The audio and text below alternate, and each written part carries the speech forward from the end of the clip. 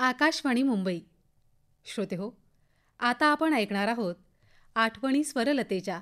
भारतरत्न लता मंगेशकर यांच्या आठवणी उलगडणारी संगीतकार मयुरेश पै यांची नेहा खरे यांनी घेतलेली मुलाखत.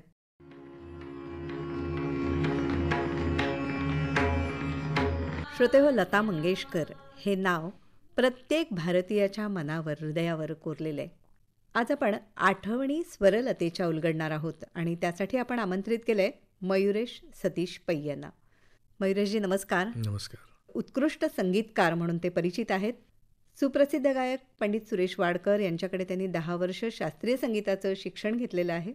मुळात कॉमर्स ग्रॅज्युएट, त्यानंतर त्यांनी मुंबई विद्यापीठातून साऊंड इंजिनिअरिंगचा कोर्स पूर्ण केला आणि साऊंड इंजिनियर म्हणून काही काळ काम केलं. महाविद्यालयीन कारकिर्दीमध्ये रंगभूमीवर अभिनय आणि गायन हे दोन्ही केलं आणि 2000 सालापासून पूर्णवेळ संगीतकार म्हणून आपली कारकीर्द ते करतायत. 200हून अधिक गैरफिल्मी अल्बम हे मयुरेशजींनी संगीतबद्ध केलेले आहेत. काही चित्रपटही केलेत आणि आणखी एक महत्त्वाची ओळख म्हणजे लता मंगेशकर यांची गैरफिल्मी, नॉन फिल्मी गाणी बरीच केलेली आहेत. 13 अल्बम मयुरेशजींनी संगीतबद्ध केलेत, ज्याच्यासाठी लता दिदींचा स्वर लाभलेला आहे. ही भाग्याची गोष्ट म्हणायला हवी, नाही का मयुरेशजी?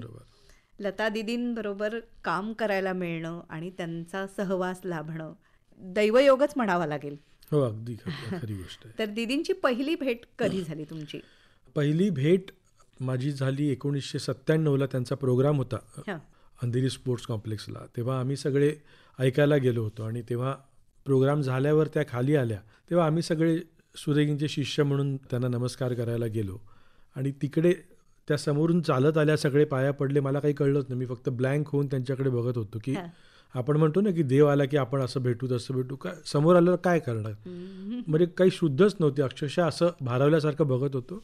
त्या आल्या आणि पुढे निघून गेल्या. ही पहिली भेट. म्हणजे दर्शन झालं फक्त. काही समजलंच नाही मला की आता पाया पडायचं काय करावं हे काही सुचलंच नाही असं. त्याच्यानंतर 2002ला आम्ही स्वरलता नावाचा स्टुडिओ उभारत होतो. तर त्यावेळी आमची इच्छा होती की दीदींनी शुभेच्छा द्याव्या म्हणून मग आम्ही उषाताईंना सांगून दीदींना फोन केला आणि त्या पुण्याला होत्या. तेव्हा मग पुण्याला आम्ही गेलो आणि मी त्यांच्याकडे सही मागितली त्यांच्या फोटोवर. तर 18 ऑगस्ट 2002ला ऑफिशियली ओळख झाली की मयुरेश पै मी आहे आणि आम्ही त्यांची सही घेतली आणि आशीर्वाद घेऊन आम्ही स्टुडिओ सुरू केला. म्हणजे नवं काम आपल्याला सुरू करायचं आहे. तुमचे गुरु सुप्रसिद्ध गायक सुरेश वाडकर हे तर लता दिदींना मा सरस्वती म्हणतात. मी तुम्हाला सांगू का की दिदींना सरस्वती, ज्याला गाणं कळतं आणि ज्याचा देवावर विश्वास आहे त्याला कळतं की हे दैवी आहे. आणि सरस्वती जर असती समोर आपल्या तर ती ह्याच्यापेक्षा गोड बोलू शकली नसती किंवा गाऊ शकली नसती, एवढा माझा तरी विश्वास आहे. गाणं छान आहे, आपल्याला कळतं काहीतरी गोड ऐकायला येते काय आहे, पण हे का वेगळं आहे हे सुरेशजींनी आम्हाला दाखवलं. वा. आणि त्या मा सरस्वतीचा आशीर्वाद आपलं नवं काम सुरू करताना घ्यावं असं मनात आलं. पण तुम्ही म्हणजे दीदींचे डायहार्ड फॅन असं म्हणतात, तसे आधीपासून होतात की कसं? मला असं वाटतं माझे बाबा गातात, छान गातात. म्हणजे ते बँकिंगमध्ये आहेत पण ते गातात. त्यामुळे आमच्या घरी गाणी सारखी लागलेली असायचं. तर आईच्या पोटात असतानाच तो आवाज कानात पडलेला आहे. पण त्याच्यानंतर गाणं आवडायचं, पण जेव्हा कळायला लागलं, सूर्यजींनी जेव्हा दाखवलं, तसं आपण म्हणतो ना की सूर्य आपण लहानपणापासून बघत असतो. जेव्हा आपल्याला कळतं की तो काय आहे, त्याच्या प्रकाशाचं महत्त्व काय आहे, त्याची ऊर्जा काय आहे, हे जेव्हा तुम्हाला कळतं तेव्हा त्याचं वेगळेपण कळायला लागतं. तसंच आम्हाला गाण्यात काय वेगळं आहे आणि का ते लोकांना जास्त आवडतं की एक व्यक्ती जी शाळेत 1 दिवस गेली आहे ती 38 भाषात गाते, 80 वर्ष गाते. चमत्कार आहे. तिच्या आसपास कोणी येऊ शकत नाही. ते का? नुसता आवाज नाहीये किंवा नुसतं गाणं नाहीये, आपण त्याला नुसतं दैवी गाणं म्हणून सोडून देतो. तसं नाही आहे. ते त्याच्या मागची त्यांची मेहनत काय आहे, ह्या गोष्टी जेव्हा कळायला लागल्या तेव्हा कळायला लागलं की हे पूर्ण व्यक्तिमत्व जे आहे ते दैवी आहे, नुसतं गाणं दैवी नाही आहे. आणि मग म्हणजे चुंबकीय आकर्षण आपण म्हणतो तसं त्या जादुई सुरांचं आहेच त्या. कारण व्यक्तींचं सुद्धा. आणि मी तुम्हाला सांगतो की त्यांच्या आवाजाबद्दल मी बघितलेली गोष्ट सांगतोय की आम्ही जेव्हा फॉरेनला जायचो किंवा कुठे जायचो तेव्हा त्यांचं गाणं जेव्हा एखादा माणूस ऐकतो त्याला भाषा कळत नसते. आता दीदींनी जेव्हा 1975-76ला फॉरेनला शो केले हा. अमेरिकेत वगैरे, तेव्हा फॉरेनर यायचे, त्यांना काय भाषा कळत असणार, बरोबर. पण त्यांना त्या गायल्यावर सॅड सॉन्ग म्हणजे अच्छा हे सॅड आहे किंवा हे हॅप्पी आहे हे त्यांच्या आवाजातून कळायचं. तो भाव तो पोचायचा. भाव पोचायचा. ते या हृदयीचे त्या हृदयी आपण म्हणतो ना, ते भाव पोचवणं, म्हणून त्यांच्या गाण्याला वेगळं पण जाणवतं आणि मानतो मी. वा. स्वतः संगीत शिक्षण घेतल्यानंतर आणि स्वतः संगीतकार म्हणून काम करत असताना सुद्धा दीदींची गाणी ऐकणं हा सुरेशजींचा तर ते म्हणतात रियाजाचा अर्धा भाग. तास रियाज त्यांचा दीदींची गाण्यांवर असतो. हां. तर मग प्रत्येक वेळेला नवं काहीतरी त्यात सापडत जातं का? तुम्ही जशी मगाशी सूर्याची उपमा दिलीत, तर प्रत्येक वेळेला वेगळे किरण काहीतरी त्याच्यातनं जाणवत राहतात का? मी तुम्हाला सांगू, मला अजूनही जाणवतात. म्हणजे अजूनही जर मला कोणी त्यांच्या गाण्याची समीक्षा करा असं सांगितलं किंवा सांगा त्यांच्या गाण्याबद्दल, असं आहे की आपल्याला जसं ज्ञानेश्वरी आहे त्याचं निरूपण आपण काय करणार, आपल्याला तर पूर्ण कळू दे, ती दरवेळी वेगळी वाटते ऐकताना की काय त्यांनी सांगितलेलं आहे. तसं त्यांच्या गाण्याचं प्रिझममध्ये कसं आपण लाईट टाकतो आणि त्याच्या त्या छटा येत जातात, त्या जेवढ्या आपण प्रगल्भ होत जाऊ तेवढं ते आपल्याला कळत जाईल. त्यामुळे अजून तेवढं मला कळलेलंच नाही आहे की प्रत्येक वेळी मला वेगळं वाटतं की हा उच्चार काय केला आहे किंवा समेला त्या येताना थोड्याशा डिले होऊन आल्या आहेत, इथे काय एक्सप्रेशन आहे. म्हणजे साधं उदाहरण त्यांनीच सांगितलेली गोष्ट आहे की मी त्यांना नेहमी विचारायचो की तुम्ही काय वेगळं करता गाताना, तुम्ही काय विचार करता. तर त्या सांगायचे की बघ, गाणं समोर तुमच्या आलं की तुम्ही पहिले समजून घ्या, ते तुम्हाला पहिले कळलं पाहिजे, कविता ती काव्य कळलं पाहिजे, संगीतकार काय म्हणतो ते तुम्हाला कळलं पाहिजे. आता सरणारं कधी रण, साधं उदाहरण ते गाणं आपण घेऊया. मी त्यांना विचारलं हे गाणं गाताना, तसं बघायला गेलं हे पुरुषी गाणं आहे. शिवकल्याण राजा यातलं गुणीबाळ असं एक गाणं सोडलं तर अख्खा अल्बम हा पुरुषी आहे. पण आपल्याला कधी जाणवतं का वेडा तर मराठी बाई गाते असं आपल्याला वाटतं का? किंवा सरणारं कधी रण हे बाजीप्रभू देशपांडे गात आहेत, आपल्याला जाणवतं का की अरे बाई गाते पुरुष नाही गात आहे? पण त्यांनी त्या अख्ख्या गाण्याची ब्युटी प्रभो या शब्दावर आहे की ती आर्तता जी आणली आहे हे त्यांनी सांगितलं की बघ, या गाण्याची ब्युटी जी आहे ती त्या प्रभोमध्ये आणली आहे. आर्त की कधी कधी सरणार, तर हे तुला जेव्हा जाणवेल तेव्हा तुझ्या गाण्यातून ते बाहेर येईल. तर इतका विचार करणं एखाद्या गाण्यावर, म्हणून त्या गाणं घेऊन पहिले बघायच्या, मार्क करायच्या की काय एक्सप्रेशन आहे. इतका अभ्यास स्वतःचा असला पाहिजे कलाकारांना. साधं उदाहरण तुम्हाला सांगतो मी की ज्यावेळी त्या भगवद्गीता करत होत्या त्यावेळी त्या लता मंगेशकर होत्या. त्यावेळी गोनी दांडेकर त्यांना शिकवायला यायचे. सकाळी पहाटे त्या उठून बसायच्या, संस्कृतचे श्लोक त्या म्हणत बसायच्या, चुकल्या तर पणत 3 वेळा म्हणायच्या, 2 वेळा म्हणायच्या. त्या काळात त्यांनी रेकॉर्डिंग बंद केले होते. अच्छा. बाहेरची रेकॉर्डिंग घेत नव्हत्या पूर्णपणे मी ह्या कामात, कारण भगवद्गीता गाते. इतकं डेडिकेशन, म्हणजे त्याचं महत्व, जबाबदारी, हे सगळं. ही जबाबदारी कलाकाराला जेव्हा कळते ना तेव्हा तो कलाकार मोठा होतो. अगदी. की मला 10 गाणी मिळत आहेत, मी कशाला सोडू, हे नाही केलं त्यांनी. आणि म्हणूनच लता मंगेशकर एकच आहे. छोटंसं उदाहरण अजून एक तुम्हाला सांगतो, कारण त्यांच्याबद्दल बोलताना भरून यायला होतं की ज्यावेळी दिलीप कुमार त्यांना म्हणाले, ट्रेनमध्ये ओळख झाली, अनिल विश्वासने ओळख करून दिली की ये लता है, नई सिंगर है. अच्छा, लता मंगेशकर मतलब मराठी, तो इनकी भाषा में थोड़ा सा दाल चावल की बू आती है. ज्यावेळी दिलीप कुमार म्हणाले त्यांना वाईट वाटलं, पण त्या बाहेर येऊन त्यांनी त्याची निंदा नाही केली की हा काय समजतो. घरी आल्या, आपल्या एका ओळखीचे संगीतकार होते मोहम्मद शफी म्हणून, त्यांना विचारलं की मला उर्दू कोण शिकवेल. त्या दिवशी त्यांनी मेहबूब नावाचे मौलाना होते, त्यांच्याकडे उर्दू शिकायला सुरुवात केली. आणि काळ बघा कसा असतो की ज्यावेळी दीदींनी शो करायला सुरुवात केली तेव्हा दीदींना इंट्रोड्यूस करायला दिलीप कुमार स्वतः तिकडे उभे होते. आपल्या कामाने उत्तर देणं ज्याला म्हणतात ना, ते हे आहे. आणि स्वतः त्यावेळेला सुद्धा म्हणजे नाव चांगलं मिळवलं. दोघंही त्यावेळी नवोदितच होते ना, तसं बघायला गेलं तर 5 वर्षाचा फरक असेल दोघांमध्ये.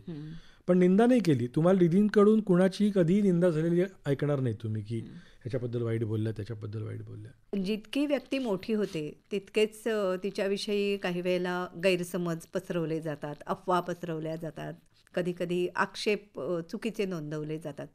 तर अशा घटना ह्या व्यक्तींना सुद्धा व्यथित करणाऱ्या असू शकतात. दीदींचा त्याकडे पाहण्याचा दृष्टिकोन कसा असायचा? मी तुम्हाला सांगू, हे एकतर त्यांचं जे कुटुंब आहे ते बंडखोर कुटुंबच आहे. म्हणजे तुम्ही त्यांच्या बाबा बघितलेत तर बाबांनी त्यावेळेचं संगीत बदललं. मास्टर दीनानाथ मंगेशकरांनी त्यावेळेचं संगीत सगळं बदलून टाकलं. त्यांच्या आधीची गाणी तुम्ही ऐका आणि हो. त्यांच्या आल्यानंतरची ऐका गाणी. किंवा दीदींच्या जसं आपण ख्रिस्तपूर्व आणि ख्रिस्तनंतर आपण काळ म्हणतो तसं दीदींच्या पूर्वीची गाणी ऐका आणि दीदी आल्यापासूनची गाणी ऐका. संगीतकारांमध्ये बाळासाहेब मीनाताईंचे म्युझिक ऐका, त्याच्या आधीची गाणी ऐका आणि त्यांनी आल्यापासून माझे गाणे एकच गाणीसारखी गाणी ऐका. त्यामुळे त्यांनी सगळं बदललं. सगळ्यांवर टीका झाली त्यावेळी. मास्टर दीनानाथांवर टीका झाली, दीदींवर झाली, बाळासाहेबांवर झाली. वेगळं काहीतरी करतात कारण काळाच्या पुढचं होतं. हां, काळाच्या पुढचं होतं आणि ते समजण्याची कुवतच नव्हती त्या काळात. जसं R.D. बर्मनच्या बाबतीत झालं, मदन मोहनच्या बाबतीत झालं. लग जा गले आज गाणं हिट आहे, त्यावेळी कुठलं फिल्म होती? बी ग्रेड फिल्म होती. त्यांना त्यावेळी A ग्रेडच्या फिल्म किती मिळाल्या. तसंच दीदींचं तुम्ही जर म्हटलात की त्यांना जेव्हा जेव्हा त्यांच्यावर टीका झाली की मोनोपॉली केली किंवा लोकांना येऊ दिलं नाही, काही नाही, खळेसाहेब फार छान म्हणाले होते एकदा. मी खळेसाहेबांना विचारलं, म्हटलं काका तुमचं याच्यावर काय म्हणणं आहे? ते म्हणाले, बघ मोनोपॉली झाली आहे हे खरं, पण ती दीदींची नाही, ती त्या ईश्वराची मोनोपॉली आहे की एकाच गळ्यामध्ये भाव पण दिला, ताल पण दिला, सूर पण दिला, एक्सप्रेशन पण दिले, समज पण दिली, तर मोनोपॉली त्याची आहे, यांची नाही. हे खळेसाहेबांचं उत्तर होतं. तर मी दीदींना विचारलं की तुमच्याबद्दल लोक असं म्हणतात तर तुम्हाला राग येत नाही का, तुम्हाला असं उत्तर द्यावं असं वाटत नाही का?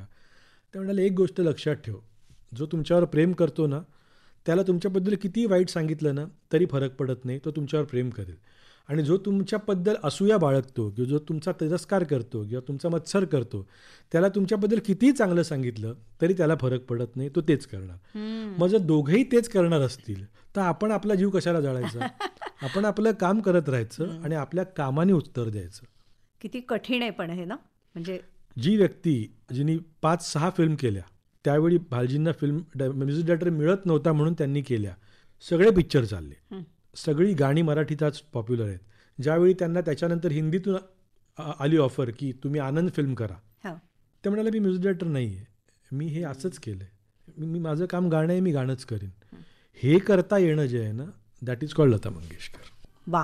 मयुरेशजी, मगासपासून जे आमच्याशी बोलताय तर भगवद्गीता असेल, ज्ञानेश्वरी असेल, या सगळ्याचा अभ्यास आणि गायन त्यांचं, तर याच्यात ना कदाचित या जे टीकेकडे किंवा कुठच्याही अपमान किंवा अवहेलना या कशाकडेही कसं पाहिलं पाहिजे, तर ही एक कुठेतरी मनाची तशी वृत्ती तयार करणं, बैठक तयार करणं, हे ह्यातून घडलं असावं असं. त्याशिवाय गळ्यातून येणारच नाही ना. म्हणजे त्या स्वतः सांगायच्या की मी ज्ञानेश्वरी गाईपर्यंत मला राग यायचा, मी चिडकी होते, मला पटकन राग यायचा. पण ज्यावेळी ज्ञानेश्वरी गायले, ज्यावेळी मीरा गायले, त्यांनी माझ्या स्वभावात बदल झाले की मी शांत होत गेले. छोटंसं उदाहरण आहे, रेकॉर्डिंग चालू होतं आमचं आणि आमचा स्टाफ आहे तो चहा घेऊन आला नाही, तर मला इतका राग आला की दीदी आल्या, चहा नाही आला अजून, तर मी चिडलो आणि मी ओरडलो त्याच्यावर की काय तू अजून आलं नाही. तर त्यात ते माईकवर होत्या, तसं माझ्याकडे बघितलं आणि मला आत बोलवलं की आतमध्ये ये. मी सिंगर रूममध्ये गेलो, तर मला म्हणाले इथे बस, का ओरडला त्याच्यावर तू? म्हणलं दीदी तो उशीर गेला काय नाही.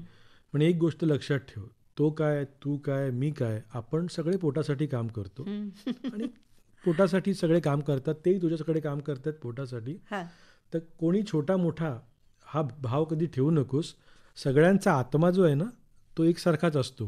तर whenever you talk to someone, त्याच्या आत्म्याशी बोलताय तुम्ही, तर रिस्पेक्ट करायला शिका. आणि म्हणे फार साधं असतं रिस्पेक्ट देणं. आपल्याकडे जर असेल ना तर द्यायला काही हरकत नसते, आपल्याकडे नसेल तर आपण आपल्याकडे जे नसतं ते देऊ शकत नाही. तुझ्याकडे आहे ना तर दे. त्या दिवसापासून मी त्यांना कधी ओरडलो नाही.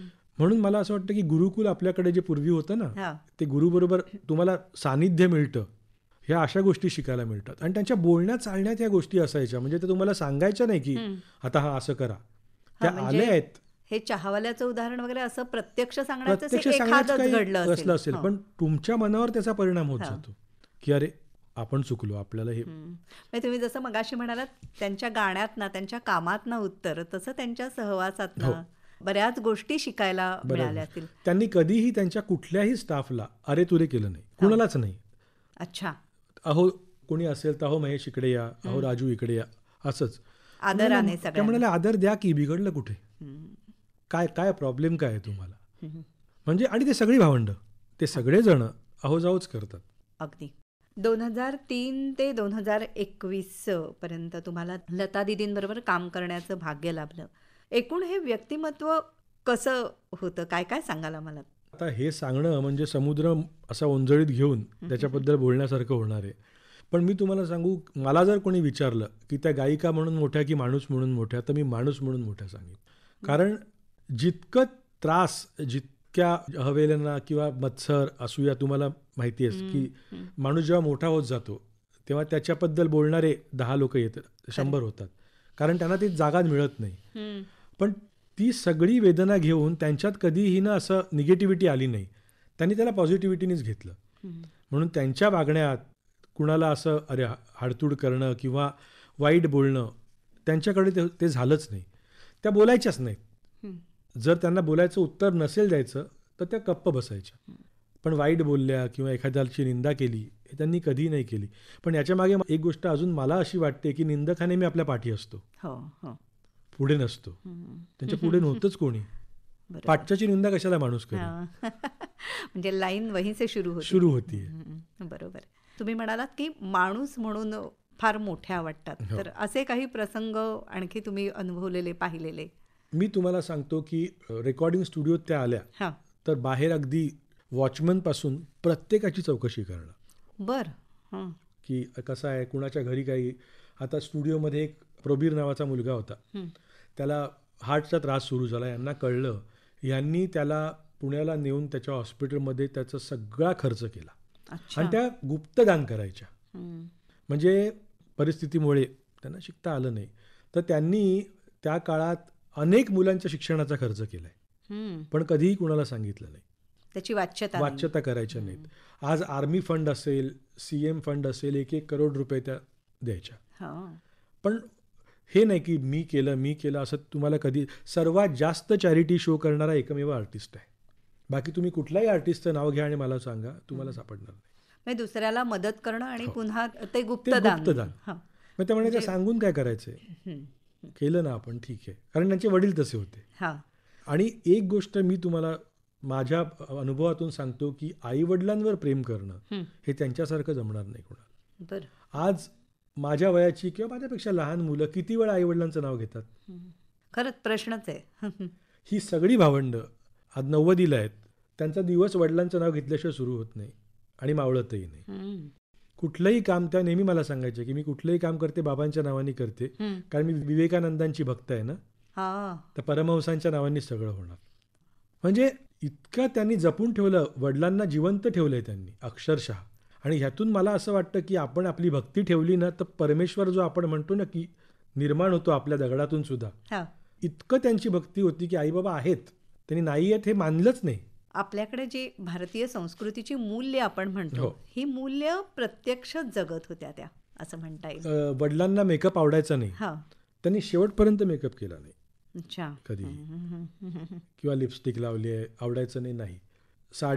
साडी घालून खांद्यावर पदर व्यवस्थित, कारण ते कल्चर होतं. त्यामुळे मी त्यांना हिंदुस्थानची ब्रँड अँबॅसेडरच मानतो की आपल्या संस्कृतीची ब्रँड अँबॅसेडर. मंगेशकर कुटुंबियांनी अत्यंत गरिबीचे, हलाखीचे दिवस सुद्धा खूप पाहिलेले होते. पण दीदींच्या बोलण्यामध्ये त्याच्या आठवणी अशा असायच्या?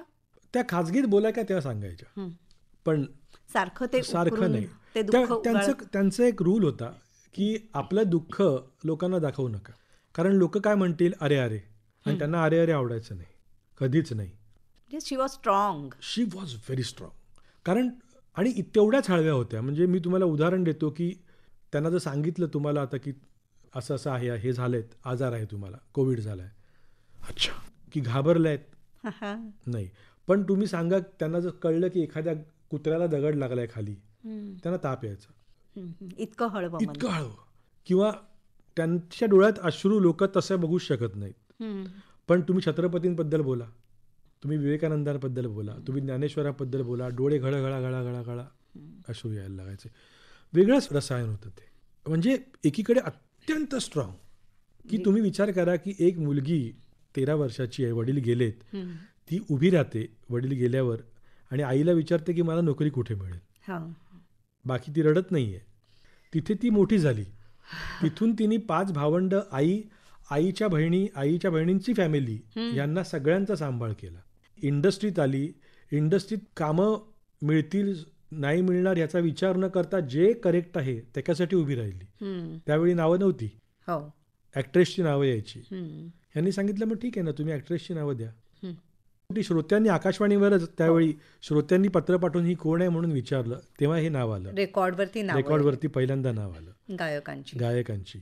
ज्यावेळी अवॉर्ड सुरू झाले त्यावेळी यांनी सांगितलं ओके म्युझिक डायरेक्टरला अवॉर्ड आहे ना, तुम्ही एक काम करा, गाणी वाजवा. हम्म. सिंगर कशाला पाहिजे तुम्हाला? जर सिंगरचं महत्त्वच नाही आहे. उभ्या राहिल्या. रॉयल्टीच्या वेळी ह्या रॉयल्टी घेतच होत्या पण बाकीच्यांना मिळावी म्हणून त्यावेळी उभ्या राहिल्या. आणि आज जे लोक विरोध करत होते ते सगळे रॉयल्टी घेत आहेत. हम्म. हम्म. त्यांच्या पिढ्याही रॉयल्टी घेत आहेत. म्हणजे पायोनियर आहेत ह्या प्रत्येक सगळ्या गोष्टीत पायोनियर. मोहब्बत हा शब्द आधी दीदींच्या आधी मोहब्बत गायला जायचा. तो मोहब्बत सुरू केला दीदींनी. बर. आता कोणी जर मोहब्बत म्हटलं तर म्हटलं अरे नाही अच्छा नाही लग रहा है, मोहब्बत म्हणा. म्हणजे इतक्या गोष्टी त्यांनी बदलल्या आहेत. आणि कुठेही आरडाओरडा नाही, आक्रस्ताळेपणा नाही. जेवढ्या शांतपणे बोलायच्या ना तेवढ्याच फर्मली बोलायच्या. खंबीरपणा होता त्यात एक. आणि आपण जे करतोय त्याच्यावर पूर्ण विश्वास. कारण स्वतःवर विश्वास, हो. कारण आपण चुकीचं करत नाहीये एवढी खात्री. त्यामुळेच त्या त्या वेळेला त्या त्या संकटांना तोंड देत त्या उभ्या राहिल्या. आणि पुढचा प्रवास म्हणजे लता मंगेशकर हे नाव विश्वविख्यात झालं. हो. तुम्हाला त्यांच्यासोबत बाहेरही जायची कधी संधी मिळाली का परदेशात? माझी जेव्हा ओळख झाली तेव्हा त्यांनी शो बंद केले होते. हां. पण आम्ही रेकॉर्डिंग्स केलेत. आता सादगी अल्बमचं रेकॉर्डिंग आम्ही लंडनला केलं होतं. बरं. तर त्यामुळे तिकडे आम्ही त्या स्टुडिओत जेव्हा गेलो आणि तिकडे मला एक आठवतं आहे, हॅरेट्समध्ये आम्ही शॉपिंगला गेलो होतो. तर दीदी समोरच्या साईडला असे शर्ट्स बघत होत्या आणि त्यांनी मला हाक मारली. तर 2 बायका तिकडून धावत आल्या आणि मला विचारलं ही लताजी आहे. म्हटलं हां. पाकिस्तानी बायका होत्या. त्यांनी फक्त आवाज ऐकला. अच्छा. आवाज ऐकून त्या बायका आल्या आणि दीदींना त्यांनी बघितलं आणि हमें उनको छूना है. अच्छा. म्हणजे मी असं बघितलेलं. आम्ही तिरुपतीला जेव्हा रेकॉर्डिंगला गेलो होतो तर अक्षरशः लोक त्यांच्या पायावर मुलं ठेवत होती दीदींच्या. हां. लहान लहान मुलांना त्यांच्या आशीर्वाद पायावर द्या. की तुम्ही हात लावा. अच्छा. म्हणजे देवत्व त्यांच्यामध्ये होतं आणि याचे अनुभव खूप आलेले आहेत. खूप लोकांना आलेले आहेत. आता देवत्वाचा अर्थ आपण वेगळाही घेऊ शकतो. ते अंधश्रद्धा श्रद्धेच्या पलीकडचं देवत्व सांगतोय मी. खरंय. देवत्व म्हणजे शेवटी काय, तुमच्यात खरेपणा चांगुलपणा असणं हेच देवत्व आहे ना. परमेश्वर म्हणजे दुसरं काय आहे? एखाद्याची मदत करणं, एखाद्यासाठी धावून येणं. म्हणजे एक आई आणि माऊली मधला जो फरक सांगतात संत, की स्वतःच्या मुलाला भूक लागली म्हणून विवळते ती आई आणि दुसऱ्याच्या मुलासाठी उभी राहते ती माऊली. मग त्या माऊल्या होत्या म्हणून ज्ञानेश्वरांना माऊली म्हणतो ना आपण. बरोबर. परदेशात पण त्यांचं इंडियन रेस्टॉरंट कुठे आहे, हां. मग तिकडे जायचं. बरं. आता त्यांना लंडनमध्ये मधूज म्हणून त्यांचं आवडतं रेस्टॉरंट होतं. मग तिकडे जाऊन तिकडचं जेवण खायचं. किंवा शॉपिंग करायची तर 3-3, 4-4 तास शॉपिंग आणि स्वतःसाठी काही नाही. सगळे घरातल्यांसाठी, स्टुडिओतल्या लोकांसाठी, नातेवाईकांसाठी. आणि मग स्वतःसाठी घेतलं की नाही फार महाग आहे. अच्छा. म्हणजे छोटंसं उदाहरण आहे, तुम्हाला मुंबईतलं उदाहरण देतो की स्टुडिओत रेकॉर्डिंग झालं की त्या भाजी मार्केटमध्ये जायच्या आणि हुज्जत घालायच्या त्या 10 रुपयासाठी. आणि आम्ही म्हणायचो काय तुम्ही, मग ते 10 रुपये कमी केले की दुसऱ्या दिवशीच्या रेकॉर्डिंगला त्या मासे घेतले की त्या कोळणीसाठी साडी घेऊन जायच्या. आम्ही म्हणायचो की हे काय 10 रुपये कमी करण्यासाठी तुम्ही 500 रुपयाची साडी देताय तिला. ती एक मजा असते. आज तुम्ही आता सगळ्यांना बघता, एक गाणं हिट झालेला कलाकार सुद्धा तुम्ही बघितलेले सुपरस्टार होऊन जातात. पण ज्याला स्वतःबद्दल माहिती असतं ना तो कधी सुपरस्टार बनत नाही.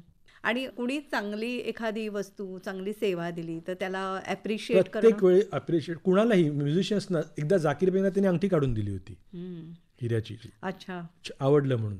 अशा बऱ्याच लोकांना त्यांनी काय काय दिलेलं आहे. गळ्यातलं काढून दिलं. कुणी म्हटलं दीदी तुमची साडी चांगली आहे, दुसऱ्या दिवशी त्यांना तशी साडी पाठवून दिली. हे तर त्यांचं रेग्युलर काम होतं. अच्छा. गिफ्ट्स वाटणं ते पण त्यांच्या वडिलांचं आलेलं आहे त्यांच्या. म्हणजे मला एक शब्द मला माहित नाही तर किती योग्य आहे, पण श्रीमंत योगिनी असा मला तो शब्द सुचतो. की सगळं होतं पण त्यांना आसक्ती कसलीच नव्हती. आवड होती. परफ्युम्स आवडायचे किंवा शॉपिंग आवडायचं किंवा हिरे आवडायचे, पण ते घेऊन देऊन टाकायच्या. सगळं स्वतःजवळ स्वतःसाठी काही नाही. तुमच्याकडनं या सगळ्या आठवणी ऐकताना असं वाटतं की मयुरेशना हे सगळं समजलं, एवढ्या सगळ्या आठवणी तुमच्याकडे आज जमा आहेत, तर याच्यासाठी दीदींचं सान्निध्य मिळणं हे कसं काय घडत गेलं? हे मला असं वाटतं की ही माझ्या आईवडिलांची पुण्याई आहे. मी एवढा पुण्यवान असू नाही शकत. कारण मी जे पहिलं गाणं केलं त्याच्यानंतर त्यांनी मला सांगितलं की तू अटलजींची गाणी कर. हां मग त्यांनी सांगितलं गझला कर. हां पहिल्या गाण्याची गंमत अशी आहे की आम्ही स्टुडिओत बसलो होतो आणि मी आणि सुरेशजींची वाईफ पद्मा पद्माताई. हां आम्ही पेटी घेऊन बसलो होतो आणि मला माझ्या एका मित्राच्या वडिलांनी पुस्तक दिलं भजनांचं. तर मला एक मेरे व्यापक सगुण होके असं काव्य होतं. तर मी अशी त्याला चाल लावली. तर पद्मा म्हणाली अरे बहुत अच्छा है ये कौन गाएगा. तर आम्ही म्हटलं ही लताजी गाएंगी आणि आम्ही अच्छा. दोघं हसायला लागलो की हां काय काय संबंधच नाही ना आपला. हां तर मी म्हटलं हा पद्मा आली की नाही आयडिया तो अच्छी आहे. तर मी गाऊन उषाताईंचं त्यावेळी रेकॉर्डिंग चालू होतं आमच्या स्टुडिओत. हां तर मी उषाताईंना म्हटलं की असं असं माझं एक गाणं आहे आणि माझी इच्छा आहे की दीदींनी गावं. हं. तर त्या म्हणाल्या अरे दीदी प्रायव्हेट कुणाचं गात नाही. बाळासाहेबांचं गायलं आहे, खळ्यांचं गायलं आहे आणि उत्तम सिंगजींचं गायलं आहे. हं, हं. तरी तू दे मला कॅसेट, मी ऐकवते दीदीला. आणि ती साधारण ऑगस्ट सप्टेंबरची गोष्ट होती. तर हां. काही ऑक्टोबर झाला, नोव्हेंबर आला, हे काही कधी 2000?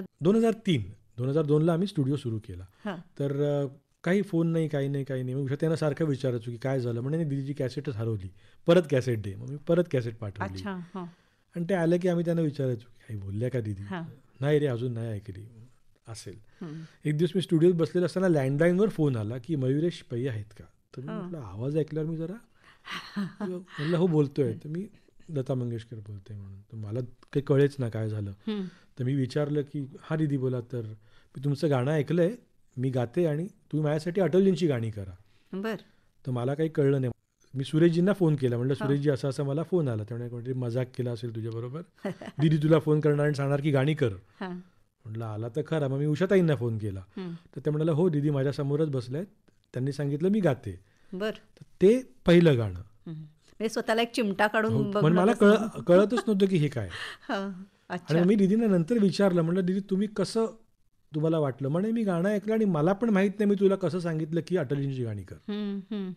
मग अटलजींची गाणी केली आम्ही. ती अटलजींना अतिशय आवडली. तुम्हाला एक छान गंमत सांगतो की माझ्याबरोबर झालेली की हां अटलजींची रेकॉर्डिंग चालू होती गाण्यांची. आणि एक गाणं दीदींची सवय काय होती की त्यांना आम्ही कॅसेट्स पहिले पाठवायचो हं. आणि ते कॅसेट ऐकून तयार करून गाणं यायच्या. हं. त्यांची सवय होती की मार्किंग करून वगैरे सगळं. तर एकदा त्या कुठेतरी गेल्या होत्या आणि तिकडून त्या स्टुडिओला आल्या आणि त्यावेळी आमचं म्युझिक चालू होतं. तर मला त्यांनी विचारलं की काय करतोय. म्हटलं तुमचंच गाण्याचं म्युझिक चालू आहे. तर म्हणे बघ मी आता आले, मी गाते. हां तर मी म्हटलं की अजून दीदी तुम्हाला मी ते गाणं पाठवलं नाही आहे, तुम्ही अजून ऐकलेलं नाही आहे. तर माझ्याकडे असं बघितलं आणि सांगितलं माझं नाव माहिती आहे का. हं. आता मला म्हणलं मी कुठून बोललो. म्हणजे इतकं त्यांचं ते मिश्किलपणा पण असायचं. आणि त्या दिवशी जाऊन गायल्या त्या. अच्छा. म्हणजे त्या तुम्हाला इतकं ईज करायच्या की आपल्याला असं वाटायचंच नाही की दीदी आलेच. आणि इतकी सगळी गाणी तीही साक्षात लता मंगेशकर गायल्या. कोविडच्या काळात मी तुम्हाला सांगतो की ज्यावेळी कोविड सुरू झाला आणि बाहेर पडणं वगैरे होत नव्हतं, त्यावेळी मी घरी जायचो प्रभुकुंजला, रोज जायचो. हृदयनाथजी म्हणाले मयुरेश आपण एक काम करूया, आपला ज्ञानेश्वरीचं निरूपण दीदीकडून करून घेऊया. बर. तर मग आम्ही असं आपण आता माईक लावला तसं मी दीदींसमोर त्यांच्या रूममध्ये माईक ठेवायचो आणि हां. मोबाईलवर त्याला कनेक्ट करून दीदींचा व्हॉईस आम्ही रेकॉर्ड करायचो. आणि प्रत्येक गाण्याचं निरूपण दीदींकडून आम्ही करून घेतलं आणि त्याचं आम्ही भावार्थ माऊली नावाचं रेकॉर्ड काढलं. तेही लोकांना इतकं आवडलं. घरी बसल्या बसल्या रेकॉर्डिंग. वा. मग त्याच्यानंतर पंतप्रधानांचं आवडतं गाणं होतं सौगंध मुझे एक मिट्टी की. भाषण होतं ते. त्याच्यात मला म्हणाले आपण हे रेकॉर्ड करूया. तर आम्ही घरीच ते गाणं रेकॉर्ड केलं आणि मग मोदीजींनी ते इतकं त्याचं कौतुक केलं आणि त्यांनी ट्विट केलं की दीदींनी मला गिफ्ट दिले एवढं सुंदर गाणं. वा वा वा. मग त्याच्यानंतर आम्ही रामायणाचं सुरू केलं होतं काम. तेव्हा शेवटचा श्लोक आम्ही रेकॉर्ड केला म्हणजे गुरुपौर्णिमा झाली आणि मी 2021ची. आणि दीदींना म्हटलं दीदी तुम्हाला 80 वर्ष झाली आता गात, तर आपण काहीतरी रेकॉर्ड करूया. तर त्या म्हणाल्या चल. आणि आम्ही श्लोक रेकॉर्ड केला. ह्याच्यासाठी आम्हाला त्यावेळी आपल्या अयोध्येचं राम मंदिराचं काम चालू होतं. दीदींची इच्छा होती की आपण रामायणाचं हे अयोध्येला आपण अर्पण करू. अरे बाबा. आणि मग आम्ही ते रेकॉर्ड केलं. पण त्याच्यानंतर सगळं आजारी वगैरे झाल्या. मग आम्ही मोदीजींना कळवलं की असा असा श्लोक आहे. तर मोदीजींनी तो ट्विट केला. अयोध्येच्या ज्या दिवशी मंदिराचं ओपनिंग त्या दिवशी रामार्पण नावाने ते गाणं आम्ही तो श्लोक रेकॉर्ड केला आणि रिलीज केला. देशाचे पंतप्रधान, राष्ट्रपती, मंत्री, अनेक मोठमोठ्या म्हणजे राजकीय क्षेत्रातल्या तर अनेक व्यक्ती आणि इतरही सामाजिक क्षेत्रातले किंवा कला क्षेत्रातली मंडळी, या सगळ्यांशी दीदींचा संवाद किंवा त्यांच्यामुळे तुम्हाला काही आलेले अनुभव असे आम्हाला सांगू शकाल का? माननीय पंतप्रधान नरेंद्र मोदीजींचे फोन मी 2-3 वेळा दीदींचे जेव्हा बोलणं व्हायचं झालं तेव्हा मी होतो समोर, हां. किंवा मी भेटलो आहे त्यांना दीदींबरोबर. ज्यावेळी मोदीजी पंतप्रधान नव्हते त्यावेळी दीदी पहिल्या होत्या. जेव्हा पुण्याला मोदीजी आले होते तेव्हा दीदींनी स्टेजवरून पहिल्यांदा सांगितलं की मला मोदीजी पंतप्रधान झालेले पाहायचे आहेत. हां. आणि त्यावेळी खूप वादळही उठलं होतं. पण त्यावेळी मोदीजींचं आणि दीदींचं नातं मी बघितलेलं आहे. किंवा अटलजी आणि दीदींचं नातं मी जेव्हा गाणी केली तेव्हा दीदी त्यांना अगदी वडिलांसारख्या मानायचे अटलजींना, आणि अटलजी दीदींवर खूप प्रेम करायचे. ते मी जवळून पाहिलेलं आहे. म्हणजे ज्यावेळी आम्ही रेकॉर्ड रिलीजला गेलो होतो त्यावेळी, किंवा आपले माननीय राष्ट्रपती जेव्हा घरी आले होते दीदींना भेटायला, रामनाथ कोविंदजी, त्यावेळी मी होतो. आणि त्यांनीही म्हणजे इतका आदर दीदींबद्दल प्रत्येकालाच होता. कारण कुठेतरी मला असं वाटतं की सत्तेतली लोकं ही 5 वर्ष, 10 वर्ष, 15 वर्ष, 20 वर्ष, दीदी ह्या अनभिषिक्त सम्राज्ञी 80 वर्ष होत्या आणि अजूनही आहेत. म्हणजे काळावर आपली मोहर उमटवणारी अशी व्यक्ती असं म्हणता येईल दीदींच्या बाबतीत. एक सांगायचं राहिलं की माननीय शिवसेना प्रमुख बाळासाहेब ठाकरे आणि दीदी यांचं इतकं जवळचं नातं होतं की बाळासाहेबांनी दीदींना औषधाच्या गोळ्या दिल्या होत्या होमिओपॅथीच्या. हां. खर येते तर हे वापरा, आणि अच्छा. दीदी रेकॉर्डिंगला ते वापरायचं, शेवटपर्यंत वापरायच्या. हां. किंवा ज्यावेळी बाळासाहेब आजारी होते, अगदी शेवटी दीदी भेटायला गेल्या होत्या, तर बाळासाहेब खात नव्हते तेव्हा दीदींनी सांगितलं हे खा, मी तुम्हाला आता देते. तर बाळासाहेबांनी खाल्लेलं आहे. हां. आणि रेग्युलर फोन असायचे त्यांचे. आणि दोघंही कलाकार होते ना. बाळासाहेबांना गाणं खूप छान कळायचं. ते म्हणायचे मी कानसेन आहे. माझ्याशी बोललेले ज्यावेळी आम्ही रेकॉर्डिंग करत होतो तेव्हा 1 मेला दीदींनी आपला महाराष्ट्राला जेव्हा सुवर्ण महोत्सव साजरा झाला त्यावेळी दीदी गायल्या 1 मेला BKCला. तेव्हा त्याचं बाकीचं म्युझिक रेकॉर्डिंग करत होतं. तर बाळासाहेबांनी मला फोन केला की हे बघ, हे मिक्सिंग जरा बरोबर करून घ्या. हां. तर आम्ही म्हणजे थरकाप उडला की आता काय बोलायचं. मला म्हणाले बघ मी गायक नाही आहे, कानसेन आहे, हे बघ जरा परत चेक करून घ्या. तर इतकं त्यांचं डिटेलिंग असायचं. आणि त्यांचं आणि दीदींचं हो, हे हो. फार छान नातं होतं. होतं.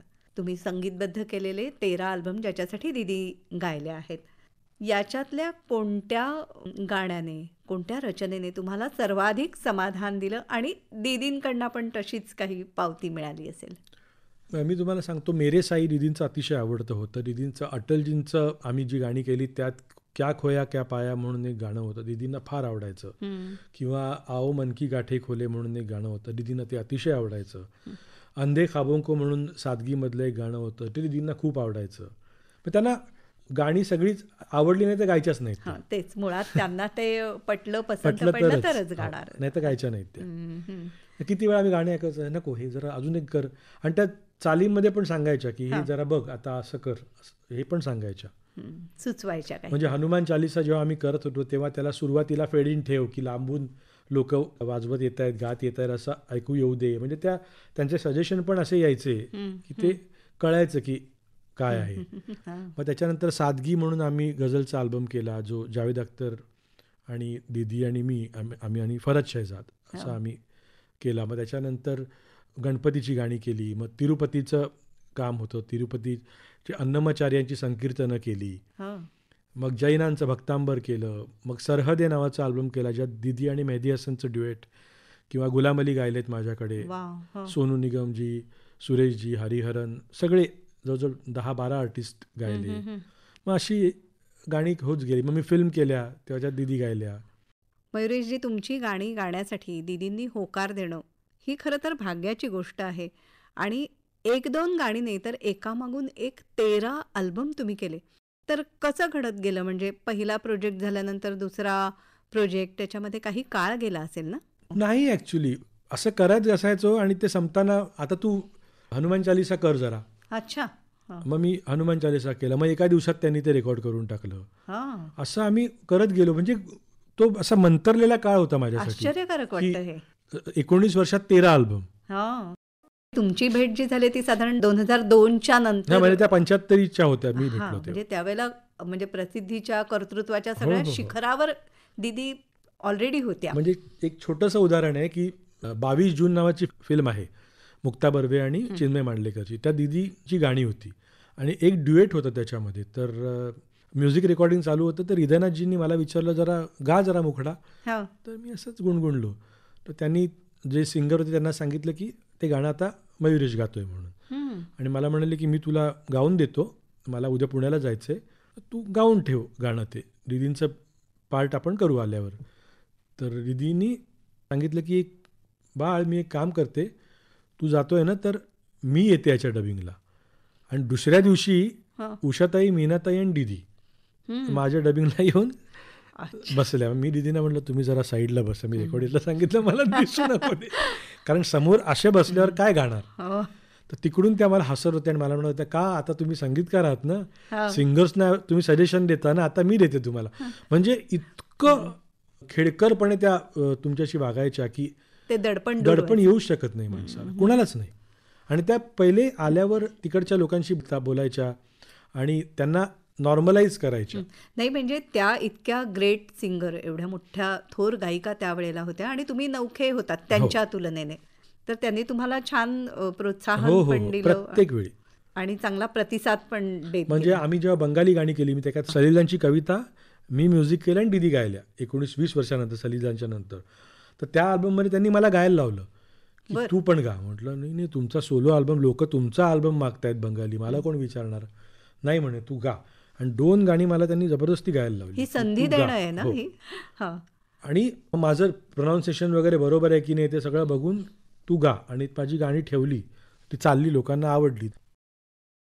मगाशी तुम्ही परदेशामध्ये गेल्यानंतर तिथे सुद्धा दीदींना कसे चाहते भेटत असत, तसा एक प्रसंग आम्हाला सांगितला. तर इथे आपल्याकडे कुठे असे कार्यक्रमाच्या वेळी म्हणा किंवा अन्यत्र कुठेही सहज कॅज्युअली जरी दीदी गेल्या तरी तिथे सुद्धा लोकांना इच्छा होत असेल ना यांच्याबरोबर फोटो काढावा. त्याला त्या कसा प्रतिसाद द्यायच्या? नाही, त्या ना फार शांततेचं प्रतीक होत्या त्या. म्हणजे जेवायला आम्ही जायचो कुठे सगळे, तर लोक याची फोटो काढायची. तर आम्ही चिडायचो की अरे काय जेवतोय माणूस एखादा, त्याला तुम्ही जाऊ दे रे म्हणे, तुम्हाला थांबवायच्या हाताने, आम्हाला थांबवायचे, जाऊ दे. छान उदाहरण देतो की त्यांच्या गाडीला कधी काळ्या काचा नव्हत्या. तर मी त्यांना नेहमी विचारायचो की सगळेजण आता लोक त्रास देतात, फोटो काढतात, तर म्हणे अरे हे आहेत म्हणून आपण आहोत, तर ह्यांच्यापासून कशाला लपायचं. हे श्रोते आहेत ना आपले, हे प्रेम करतात, त्यांना काय पाहिजे असतं आपल्याकडून, आपलं गाणं त्यांना आवडतं, आपलं म्युझिक आवडतं, त्यांच्यापासून लपायचं कशाला. म्हणून त्यांनी कधीही गाड्यांना काळ्या काचा लावल्या नाहीत. दीदींच्या बाबतीत आणखी एक म्हणतात की त्यांनी शब्द दिला की तो 100% पाळणं. की म्हणजे आता गाण्याचं रेकॉर्डिंग आहे पण आपली तब्येत बरी नसेल, काही त्रास असेल, तर तशा काही कुठच्याही सबबी न सांगता ते पूर्ण करणं, अशा तऱ्हेचाही एक अनुभव तुम्ही घेतलेला आहे. मी हेच अंधे खाबों को म्हणून गाणं आमचं चालू होतं आणि उषाताई होत्या, मी होतो, रेकॉर्डिंग चालू होतं आणि त्यामध्ये 5 मिनटं बसल्या. आम्ही म्हटलं की दीदी आपण थांबवूया, रेकॉर्डिंग पाहिजे. तर म्हणे नाही करूया म्हणून. परत उभ्या राहिल्या आणि गायल्या आणि मग परत बसल्या. तर आम्ही जाऊन आतमध्ये प्रेशर बघितलं, त्यांचं प्रेशर खूप हाय झालं होतं. तर मग माईक चालू होता, तर उषाताई आतमध्ये गेल्या. उषाताई म्हणाल्या की अगं तुला बरं वाटत नाही आहे तर नंतर करू. नाही म्हणे मुलांचा हिरमोड होईल ना, ते गाणं आता मी पूर्ण केलं आहे, आता आपण जाऊया. अच्छा, गायल्या. ब्लड प्रेशर वाढलं. हो. आणि त्यांनी अशी खूप गाणी केली आहेत. म्हणजे त्यांच्याकडूनच ऐकले की नौशाद साहेबांच्या रेकॉर्डिंगला 103 तापात पण त्यांनी गाणे केलेत, कारण सेट तुटतील. अच्छा, त्यावेळी सेट लागायचे ना आणि गाणं नाही झालं ते सेट तोडायला लागायचा. मग त्या आजारपणात पण त्यांनी रेकॉर्डिंग केलेली आहे. कमाल आहे. कमिटमेंट जी होती त्यांची ती कमालच होती. तुम्ही मगाशी उल्लेख केला दीदींची दैवत म्हणजे छत्रपती शिवाजी महाराज, त्याच्यानंतर स्वामी विवेकानंद आणि स्वातंत्र्यवीर सावरकर यांच्यावरही त्यांची भक्ती निष्ठा होती. तर त्यांच्याविषयी असं कधी तुमच्याशी काही बोलायच्या का त्या? नाही, खूप. मी तुम्हाला त्यांचं उदाहरण देतो की छत्रपती स्वातंत्र्यवीर त्यांचे बाबा स्वामी विवेकानंद, ज्ञानेश्वर माऊली आणि साईबाबा मंगेश त्यांचा कुलदैवत. तर मी एक गोष्ट पाहिलेली आहे की त्यांनी प्रत्येकाकडून काहीतरी शिकल्या त्या. आणि श्रीकृष्ण, भगवान श्रीकृष्ण, छत्रपतींवर त्यांची इतकी श्रद्धा होती, इतकी म्हणजे त्यांना जर काही मिळालं छत्रपतींचं आर्टिकल किंवा काहीही, तर त्या अक्षरशः लहान मुलासारख्या खुश व्हायच्या की छत्रपतींचं मिळालं. की पन्हाळ्याला त्यांचा बंगला आहे, त्यांनी तसाच ठेवला आहे की नाही, छत्रपतींच्या पावन स्पर्शाने ही सगळ्या पन्हाळा भूमी पावन आहे, त्यामुळे त्यांनी काही तिकडे चेंज नाही, तसंच पाहिजे. एक मी असं ऐकलं होतं, त्यांच्याकडे वर्गणी मागायला आले होते पूर्वी, तर त्यांनी असे पैसे उचलले आणि दिले. तर त्यांनी विचारलं की अरे तुम्ही छत्रपतींच्या नावाने हे करताय तर याची पावती. दिदीने त्यांना सांगितलं अरे घरच्या कामाला काय पावती घेतात का. आणि त्या म्हणायच्या की त्यांनी बाळासाहेबांना पत्र लिहिलं होतं, हृदयनाथजींना. गोनी दांडेकरांनी हे लिहिलेलं आहे की त्याच्यात त्यांनी लिहून ठेवलं होतं की शिवदासी, त्या स्वतःला शिवदासी म्हणायच्या. त्या म्हणायच्या मी महाराजांच्या काळात असणार, दरबारात दासी म्हणून असणार, त्यांची सेवा करणार. अच्छा. इतकं त्यांना छत्रपतींबद्दल तर प्रेम, श्रद्धा भक्ती होती. आणि श्रद्धा. तसंच विवेकानंदांबद्दल, भगवान श्रीकृष्णाबद्दल. छत्रपतींच्या दरबारात कधीही स्त्रिया नाचल्या नाहीत, एकमेव राजा आपण म्हणतो. दीदींच्या कार्यक्रमात तुम्हाला कधीही बायका नाचलेल्या सापडणार नाहीत, कधीही नाही. हे तत्व आणि सत्व जपणं नाही म्हणजे नाही. तर ज्यावेळी त्यांचा कार्यक्रम इस्लामी देशांमध्ये होता, तर ते कार्यक्रमाचे जे लोक होते ते म्हणाले की लताजी ये तो इस्लामिक कंट्री है, तो यहाँ आप श्लोक से शुरुआत करेंगी, मेरा प्रोग्राम तो ऐसे ही होता है. अच्छा. श्लोकांनी सुरुवात होणार. आणि पहिल्या श्लोकाला टाळ्या पडल्या. कारण जात धर्म आणि याच्या पलीकडे होत्या ना त्या. खरे. लोकांना आज आपण बेकस पे करम कीजिए ऐकतो, हेच तर आपल्या भारतीय संगीताचं किंवा फिल्म संगीताचं एक मोठेपण आहे की सर्वात जास्त भजनं रफी साहेबांनी गायली. आपण त्यांची जात धर्म कधीच पाहिला नाही. आणि सर्वात मोठी मोठी नाथ आणि हे जे आहेत ते दीदींनी गायले. त्या लोकांनी कधी धर्म पाहिला नाही, आपणही कधी पाहिला नाही. एकात्मतेचं याच्यापेक्षा मोठं उदाहरणच नाही आहे कुठे. माऊलींबद्दल असं म्हणतात की दीदी त्यावेळी आळंदीला जायच्या आणि बसून राहायच्या तिकडे. इतकी गर्दी नसायची, म्हणजे मीडिया वगैरे प्रकार नव्हता, त्यामुळे ते आळंदीला जाऊन तिथे बसून राहायच्या तासन तास. ते म्हणायचं मला शांत वाटतं. मला सांगायचं ते की आम्ही जाऊन बसायचो, भावंड जायचो, गाडी काढायची, जायचो माऊलींच्या समाधी. कारण कुठेतरी जाऊन एक मला असा समान धागा जाणवतो की त्या भावंडांनी काढलेला त्रास, त्या भावंडांनी झेललेली हवेलना ती यांच्याही वाट्याला आलेली आहे, तसं दुःख यांच्याही वाट्याला आलेलं आहे. बरोबर. त्यामुळे कुठेतरी जाऊन मला असं वाटतं की हा आवाज त्यांनीच सिलेक्ट केला होता ज्ञानेश्वरीसाठी. वा. पंडित हृदयनाथ मंगेशकर आमच्याकडे मुलाखतीला इथे आकाशवाणीमध्ये आले होते, तेव्हा त्यांनी असंच म्हटलं, दीदी नसती तर मग मी या रचना कशा केल्या असत्या. म्हणजे तुम्ही आत्ता म्हणताय तेच पुन्हा एकदा की या रचनांसाठी दीदींचाच स्वर, आणखी कोणाचा विचारच करू शकत नाही आपण. नाही, तुम्ही बघा ना की विराण्या हां. आणि विरहणी मीरेची दोन्हीही. ती दोन्ही ज्या गोष्टी आहेत त्याला वेदना पाहिजे, तुम्हाला त्या आर्तता पाहिजे, तुम्हाला ती ओढ पाहिजे. ती नसेल तुमच्या आवाजात, तुमच्या स्वभावात. म्हणून दीदी हा मीरेचा आवाजच आहे. वा. आज मी दीदीनं नाही म्हणायचो की राधेचा आवाज येईल अजून कोणी, मीरेचा आवाज परत नाही येणार.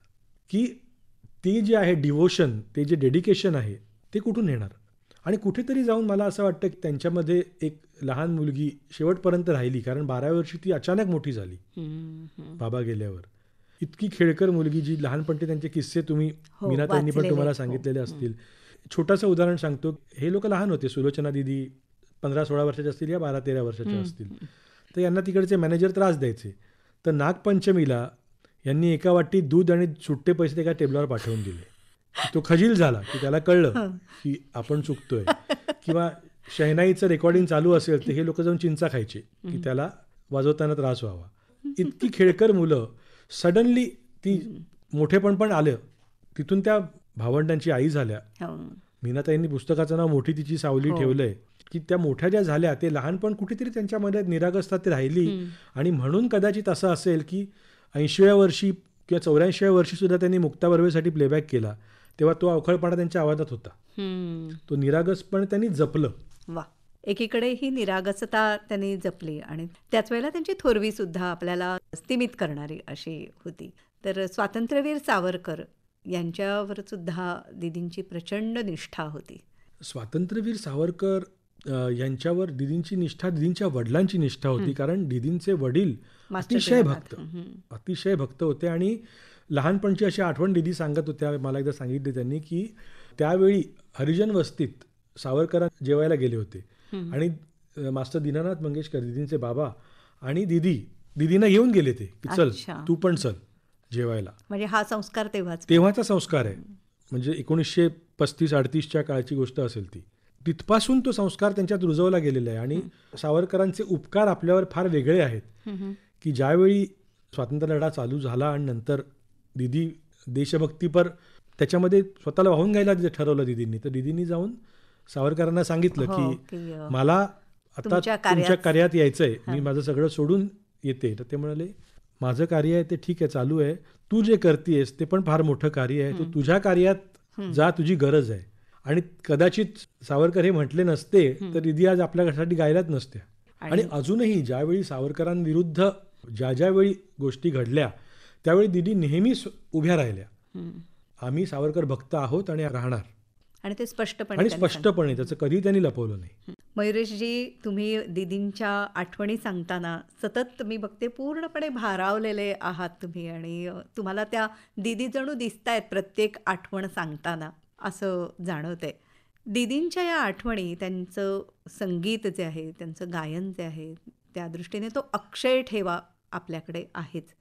पण तरीही त्यांचं स्मारक, संगीताचा त्यांचा वसा वारसा हा पुढच्या पिढ्यांकडे जावा आणि भारतीय संगीत हे चिरंतन राहावं, यासाठी काही प्रयत्न तुम्ही करता आहात, त्याविषयी सांगा. 2020ला दीदींनीच त्यावेळी तत्कालीन मुख्यमंत्री श्री उद्धव ठाकरेजी आणि उदय सामंतजी, आदित्य ठाकरेजी यांना सांगून एक संकल्पना दिली होती की मला असं एक कॉलेज करायचं आहे, महाविद्यालय करायचं आहे, जे भारतात एवढं मोठं असावं, ज्याच्यानी मुलांना संगीताचं शिक्षण घ्यायला आर्थिक परिस्थितीचा विचार करावा लागू नये.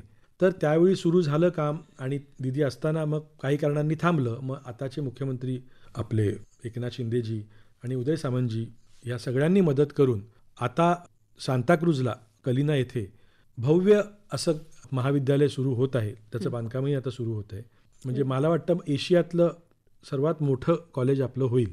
आणि त्याच्या बरोबरीनेच दीदींनी स्वरमाऊली नावाची एक संस्था स्थापन केली की त्यांच्या मनात होतं की जे कलाकार एकटे पडतात शेवटी आयुष्याच्या उत्तरार्धात, ज्यांना कोणी नसतं किंवा आर्थिक परिस्थिती त्यांची खराब असते, त्यांच्यासाठी एक वृद्धाश्रम नाही, एक आश्रम किंवा एक घर, हक्काचं घर असावं म्हणून आम्ही स्वरमाऊलीची स्थापना केली. आणि स्वरमाऊली आता इगतपुरीमध्ये आम्ही बांधत आहोत. बरं. की कुठलाही कलाकार एकटा राहता कामा नये, निराधार होता कामा नये. त्यांची फार इच्छा होती. खूप कलाकारांची अवस्था बघितलेली आहे, तर त्यांच्या मनात ते होतं की हे बांधायलाच पाहिजे, आणि ते आम्ही काम सुरू केलं होतं. आता तेही लवकरच पूर्ण करू, आणि हे संगीत महाविद्यालयही आता सुरू होईल. म्हणजे मला एकच सांगायला आवडेल की हा एकमेव कलाकार आहे ज्यांनी नुसते स्वतःचे बंगले न बांधता, मास्टर दीनानाथ मंगेशकरांच्या नावाने दीनानाथ मंगेशकर रुग्णालय आहे पुण्यामध्ये. आज पुण्याला इतकं मोठं हॉस्पिटल बाबांच्या नावाने त्यांनी केलेलं आहे, आणि ते अजूनही मोठं होतं आहे. तिथे कलाकारांना फ्री ऑफ कॉस्ट ट्रीटमेंट दिली जाते. तर मला वाटतं की दीदींनी आपलं एक देणं जे समाजाच्या प्रती असतं, ते देणे मंगेशाचे त्यांनी ते केलेलं आहे पूर्ण, असं मला मनापासून वाटतं. तुम्ही म्हणताय तसं दीदी त्यांच्या संगीतातून आणि कार्यातून सुद्धा आपल्या सगळ्यांच्या स्मरणात सदैव राहतील, आणि त्यांचा एक आशीर्वादाचा हात सतत तुमच्या पाठीशी आहे, अशी भावना तुमची आजही आहे. मी असं मानतो की आपल्याकडे गणपती विसर्जन होतं, जेव्हा आपण गणपती विसर्जन करतो किंवा देवीचं विसर्जन करतो, तर ते मूर्तीचं विसर्जन होतं, परमेश्वराचं विसर्जन आपण करत नाही. आणि म्हणून कदाचित दीदींनी जो दिवस निवडला तो वसंत पंचमीच्या दुसऱ्या दिवशीचा निवडला. त्या दिवशी सरस्वतीची मूर्ती विसर्जित होते, सरस्वती विसर्जन होत नाही. त्यामुळे त्यांनी फक्त साकार रूपातून निराकार रूप धारण केलं असेल. तर दिसत जरी नसल्या, परमेश्वर कुठे दिसतो आपल्याला, पण तो आहे ना आपल्याबरोबर, तो कुठे जातो, तो आपल्यामध्ये असतो ना.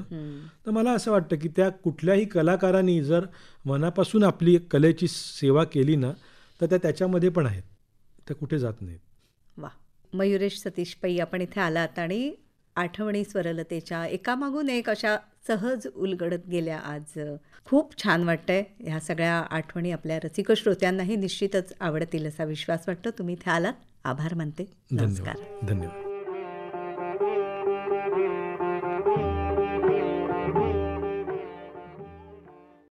श्रोतेहो, आठवणी स्वरलतेच्या भारतरत्न लता मंगेशकर यांच्या आठवणी उलगडणारी संगीतकार मयुरेश पै यांची नेहा खरे यांनी घेतलेली मुलाखत आत्ताच आपण ऐकली. या कार्यक्रमासाठी निर्मिती सहाय्य केलं होतं सुहिता मराठे हिने, आणि सादरकर्त्या नेहा खरे. ही आकाशवाणी मुंबई केंद्राची निर्मिती होती.